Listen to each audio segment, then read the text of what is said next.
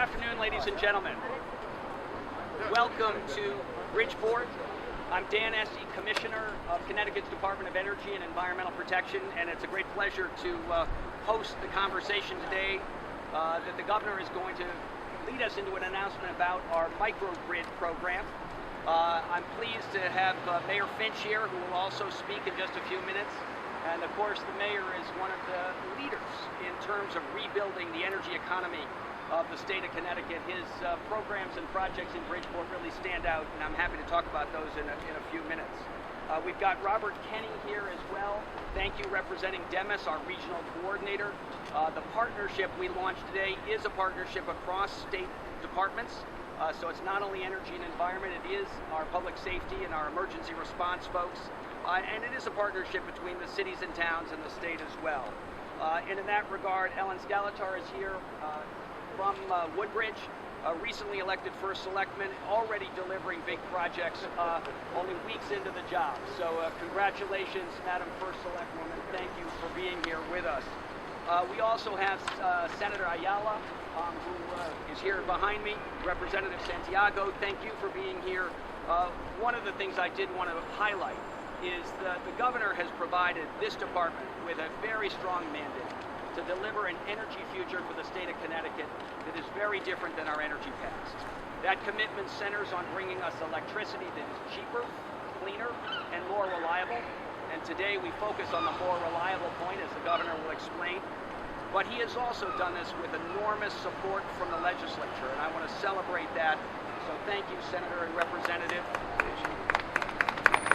And I thank, in addition, extraordinary chairpeople of our Energy Committee, Senator Duff, Representative Reed, who've done outstanding things to ensure that the governor's strategy, his comprehensive energy strategy, is moved into statute. And not just a couple of things, 24 major things were advanced through this legislative session. So a special thanks to our legislative colleagues. We are announcing an important element of our resiliency agenda today.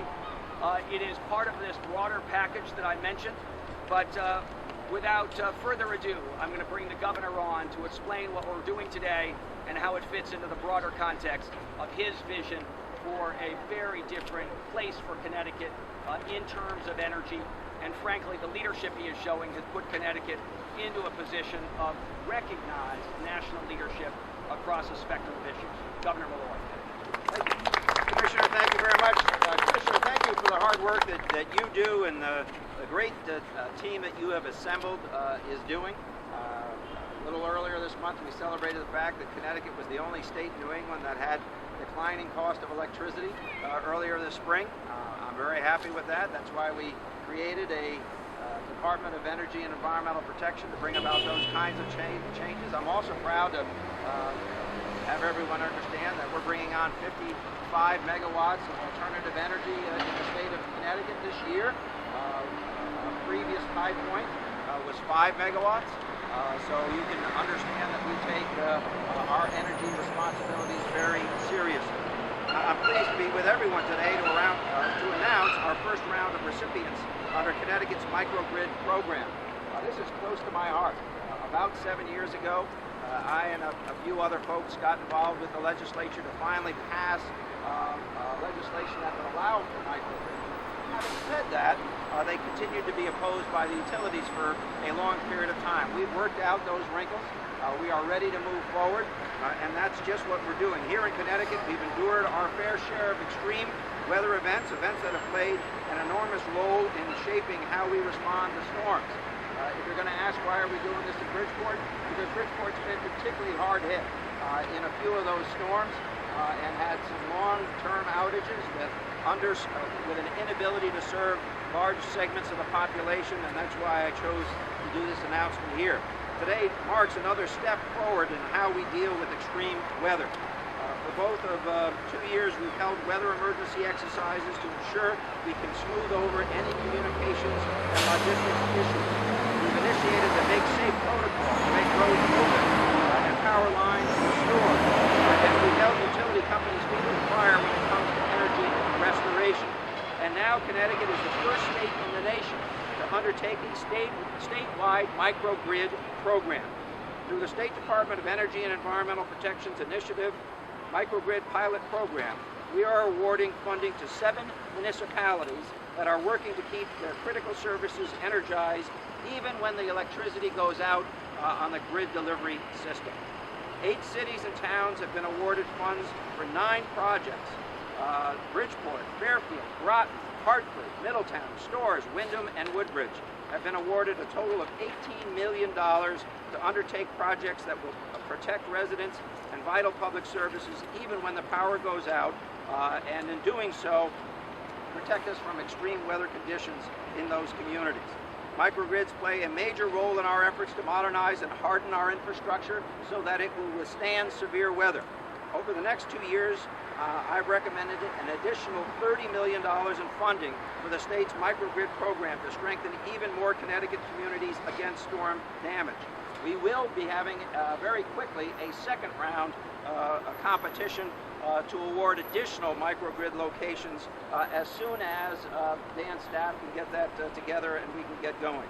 I also will announce that the money for these programs will be on a forthcoming bond agenda relatively quickly so that we can move these projects forward as quickly as possible. Again, I want to thank Dan Estes' team and the great municipal competition that went into these awards. Thank you very much. So let me just take 1 minute and explain what a microgrid is. It is a structure of what we call distributed generation, a small-scale power source. Could be a gas turbine, could be an anaerobic digester, could be a fuel cell. And it is a source of power that in general is running 24/7, so it's not just backup power. It's an ongoing power source integrated into the grid most of the time, the 99.7% of the time that the grid is up. But it is isolatable, separatable from the grid when the power goes down. So it is what we say islandable in a crisis. And that means that the facilities connected to that distributed generation source can remain up and running when the general grid is down. And for all of us in this state who've lived through not 1, not 2, but in some cases 3 and 4 major power outages in the last several years, some of which lasted multiple days, even a week, the prospect of keeping a power source available for critical facilities, that would be for hospitals, for sewage treatment plants, for prisons, for public safety facilities, as well, and this is what we're building out over time, for some number of downtown facilities, keeping a grocery store, a gas station, bank, and a pharmacy up and running, will ensure that the suffering that the public has gone through in these recent storms need not recur, that at least nearby there will be access to food and water and critical amenities. So that is what we have in mind with these microgrids. And I might add that the other great partner in this effort is the Department of Defense. No state has done what Connecticut is doing, but the Pentagon is out creating microgrids across the country to protect its bases and critical facilities. And we are pleased that our partnership today includes the subbase in Groton as part of our package of pilot exercises, and again, partnering with the leading microgrid institution in America, the Department of Defense. So with that, I want to introduce a great mayor of a great city who has been a leader on sustainability. For those who don't know, my connection to this mayor and Bridgeport goes back to when he recruited me to be part of his Sustainability Advisory Committee. He has something called Be Green 2020, Be referring to both being and to Bridgeport. And with that picture of what sustainability might look like from a municipal point of view, this mayor has really done unprecedented things to move forward on the mix of energy environment issues that are essential for a city to succeed in the 21st century. He is creating an eco park designed to bring eco industry and has already succeeded with a mattress recycling facility. He has launched the largest fuel cell array in North America, a 15-megawatt project that is underway just down the street and will really be a model of the clean energy future that we want. He has a biodiesel facility up and running and is looking into a district heating program, all of which represents cutting-edge thinking when it comes to sustainability. So it's a great pleasure to introduce the mayor of one of the winning communities in this first round of pilot microgrid grants, Mayor Bill Finch.